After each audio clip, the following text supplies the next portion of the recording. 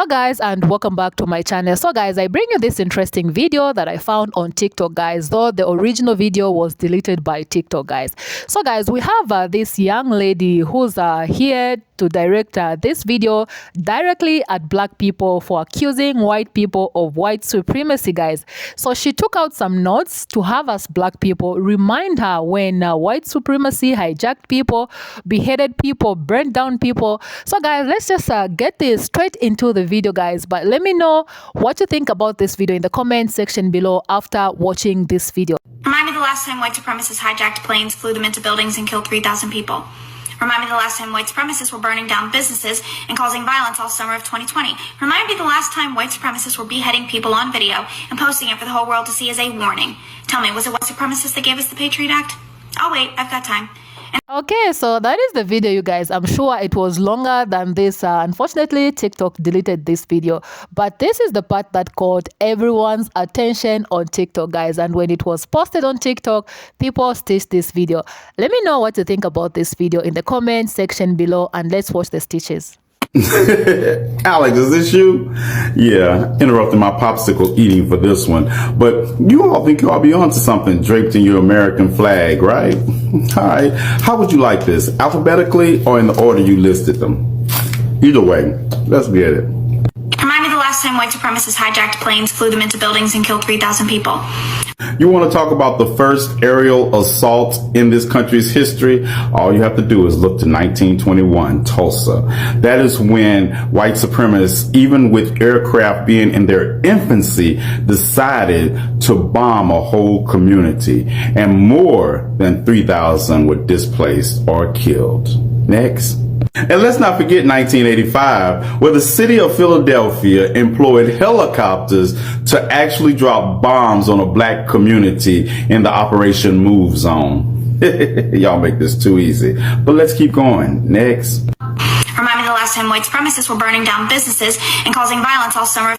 I could go to Tulsa, 1921, but that'd be too easy, because it wasn't even the worst. The red hot summer of 1919 witnessed tens of thousands of black people killed at the hands of white supremacists. From East St. Louis to Elaine, Arkansas. Let's not forget Rosewood. Or just pick a place on this map, because on average they represent the death of thousands of black people at the hands of white supremacists. Now let's move on to the fact that we are still adding to the death toll associated with the Tulsa massacre, because we're still finding mass graves even today. As you were saying, remind me the last time white supremacists were beheading people on video and posting it for the whole world to see as a warning. See, I have to block most of this picture because TikTok will take my video down if I show it. But you want to talk about video? White supremacists been using mediums even before video existed to send their warnings. White supremacists use postcards, lynching postcards, to show their handiwork and send it around to their friends. While photography was in its infancy, they used postcards and sent their threats of lynching of black people around the country. What in the entire hell are you talking about? Tell me, was it white supremacists that gave us the Patriot Act? I'll wait, I've got time. Yes, literally, yes, it was white supremacy that gave us the Patriot Act. But you know what we haven't got? After 400 years of being lynched in this country, we can't even get the Emmett Till Anti-Lynching Act passed that would make it a hate crime to lynch people. The George Floyd Police Reform Act, or the For the People Act. Go pick up. Remind me the last time white supremacists were beheading people on video and posting it for the whole world to see as... At 2:30 p.m. on May 14th, 2022, a white supremacist opened fire in the parking lot of a grocery store in Buffalo, New York, before moving inside. Explicitly targeting black patrons, he killed 10 in the attack, which he live-streamed on Twitch in its entirety. This attack was directly inspired by the 2019 attack on 2 mosques in Christchurch, New Zealand, which was live-streamed on Facebook. The attack in New Zealand was explicitly inspired by the actions of 2 other white supremacists, one of whom attacked a historic black church in Charleston, South Carolina and killed 9, and the other who killed 77 in separate attacks on the Norwegian parliament and on a summer camp on the island of Utoya. The online far-right reveres these men. They refer to them and others like them as saints, employing religious imagery to depict them, and they encourage each other to join the ranks of these martyrs. Also, a quick note, look at the GoPro there. And over here, this is blurred out not because of what it is, but because of all the imagery that was on it. I appreciate the great work that the creator that I'm stitching did to place this girl's comments in their historical context. And I believed that they also needed to be placed in their modern context to more fully rebut them. I hope that the girl who's saying these stupid things is seeing these videos and learning. Remind me the last time white supremacists were burning down businesses and causing violence all summer of 2020. Remind me the last time white supremacists were beheading people on video and posting it for the whole world to see as a warning. There are several instances where white supremacists have tormented and performed terroristic behaviors in this country against black people. Now, they may have not beheaded anybody on national television, but they definitely had barbecues on the 4th of July where they brought out their children, their wives, their family members to hang black people.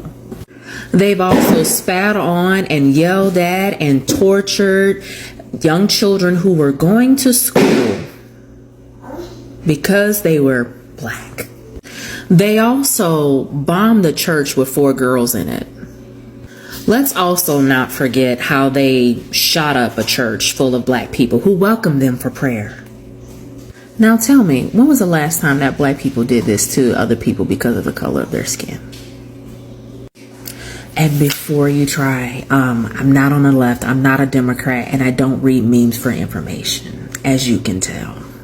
Okay, a lot to unpack there, so let's talk about it. To clarify, she's mad because Joe Biden declared white supremacy to be the most lethal threat to the US. But when you look at the data, he's absolutely fucking right. CSIS data on terrorist attacks and plots from 1994 to 2019 show the majority of them were from right-wing terrorists. But don't just take it from me, take it from the assistant director of the FBI's counterterrorism division. He said individuals adhering to racially motivated violent extremism ideology have been responsible for the most lethal incidents amongst domestic terrorists in recent years. Now, she cites 9/11 because of course she does. But it's important to note that 9/11, as far as fatalities are concerned, is a hell of an outlier. But when you look at all fatalities year to year, it's very obvious that right-wing attackers were most likely to cause more deaths in a given year. She also said that government agencies tend to be really focusing in on white people, but we know that since 9/11, government surveillance has been disproportionately geared towards black and Muslim communities. And I'm sorry, but you can't look at the history of the DHS and the FBI and tell me they care more about white people than people of color. So yeah, to her I have to say I'm sorry that you're so Islamophobic that ISIS scares you more than white supremacists, but you're flat out fucking wrong. Anyway, have a good day.